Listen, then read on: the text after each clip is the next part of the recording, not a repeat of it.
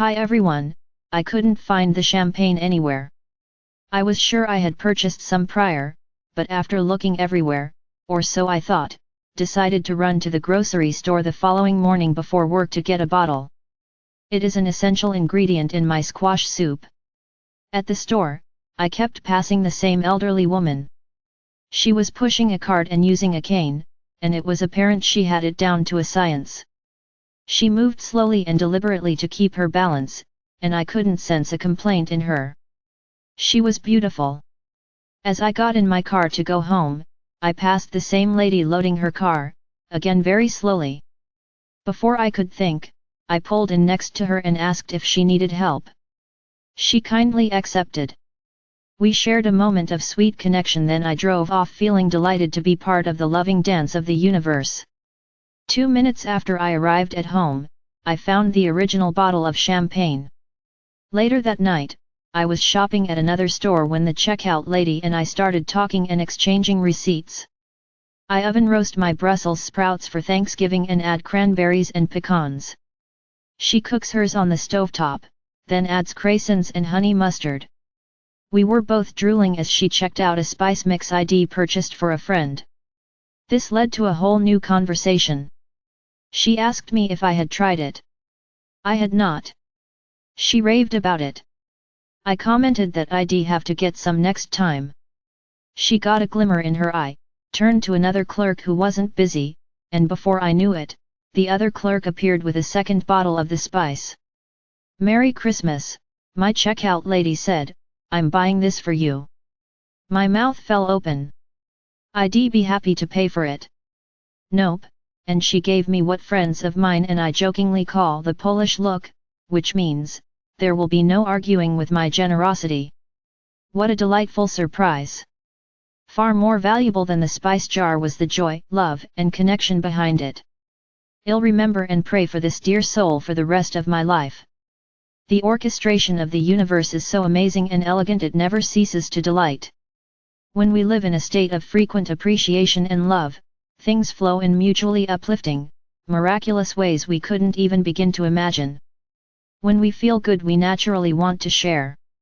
The more we give ourselves permission to receive from the universe and to feel good, the bigger a conduit for blessings we become. I almost got rid of my dishwasher last week after years of having the top rack come off the rails. I really didn't want to. I love my old one. It has a history with me and memories, like the time my husky wolf of many years ago tried to wedge himself into it to lick the plates on the top shelf. Anyway, I digress. Right before committing to a new one, I practiced what I preach. I sat down and thought of all the good dinners and times with friends that this dishwasher had cleaned up. I appreciated its service over the years. Suddenly, a phrase popped into my head. I went to YouTube, typed it in, and found a video showing how to fix the problem. I hadn't known it was fixable. Within a few days, the parts arrived, and another video made it ridiculously easy for me to install them. I was inspired to ask an artificial intelligence how to recondition the insides and got a dissertation on how to make my dishwash like new. Had I focused on the problem without allowing myself to feel good for a few minutes, I'd have a big bill at the moment. While these are fun little stories, the orchestration is amazing and helpful when you have a big need, or need big help. It is contrary to our conditioning to relax and look for reasons to be happy when we have a problem, but that is the very vibe in which we get and share the help. I saw a story of a woman in North Carolina who had heard the hurricane was coming.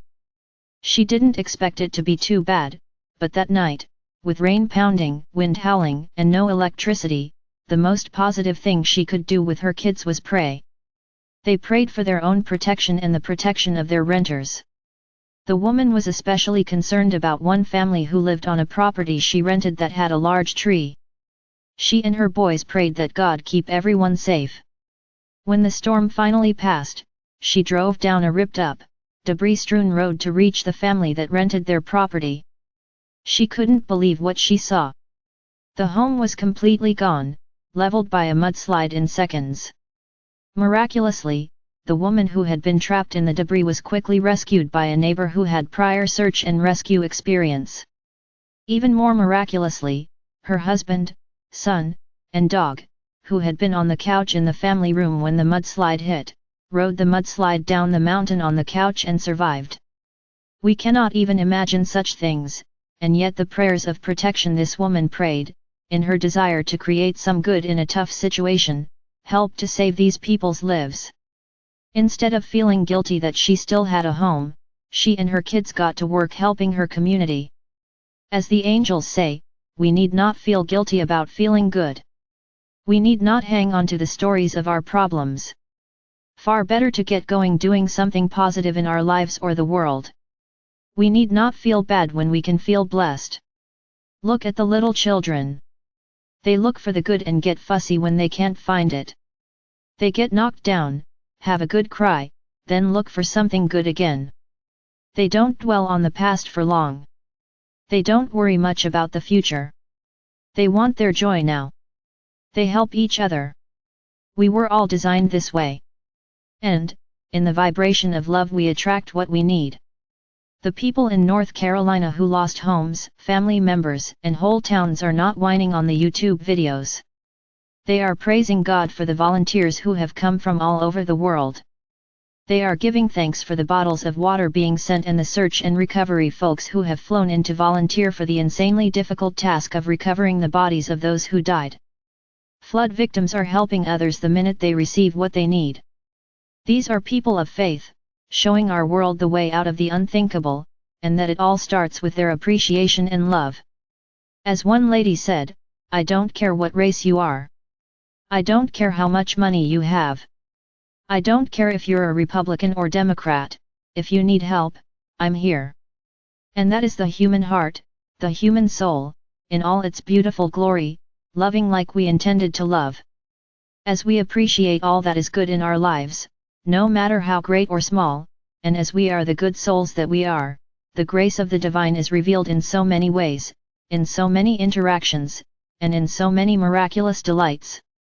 Here are a few pointers to keep this in mind during the holiday season.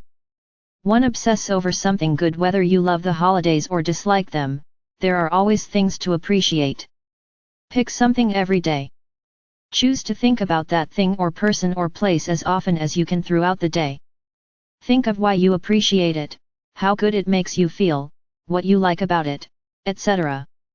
Milk that good thought for all it is worth and see how your feelings respond and your day unfolds. We can easily find negative things to obsess over. Why not find something good to obsess about?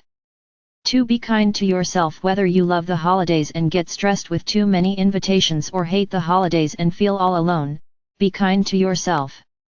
Be honest with yourself about what you want to do and who you want to do it with. You can be kind and polite, but to thine own self be true.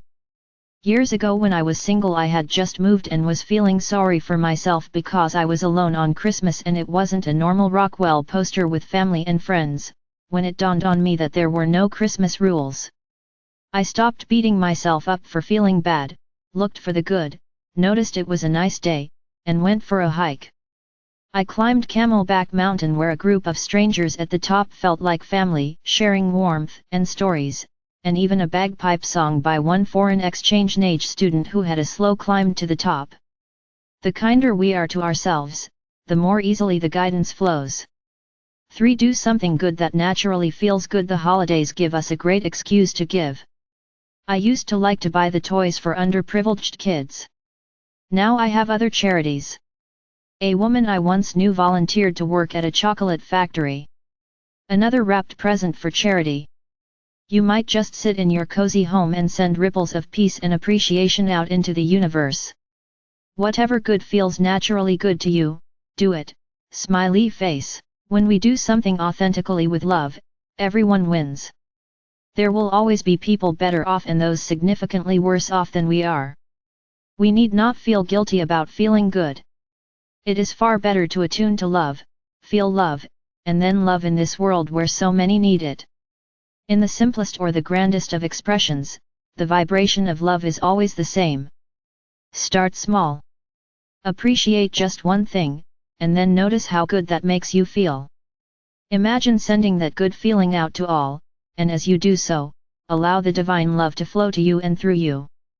That's not such a small start, after all, smiley face. Have a blessed week, love, Anne.